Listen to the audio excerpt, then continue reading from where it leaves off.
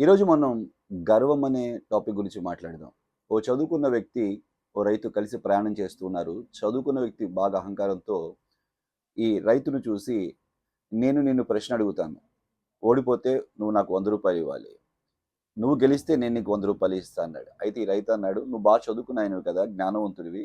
నువ్వు ఓడిపోతే మాత్రం రూ. 50 మీకిస్తాను" అన్నాడు. వాడు గెలిచానా, చచ్చానా అని చెప్పి సరే అన్నాడు ఈ చదువుకున్న వ్యక్తి. రైతు ప్రశ్న అడుగుతున్నాడు.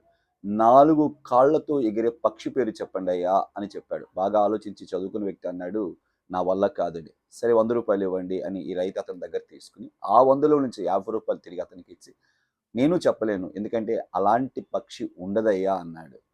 సిగ్గుపడడం చదువుకున్న వ్యక్తివంతైంది. వినయ మనస్కుడే ఘనత పొందుతాడు. చదువచ్చు కదా అని ఘనత కోసం అహంకార ప్రదర్శన చేయాల్సిన అవసరం లేదు కదా!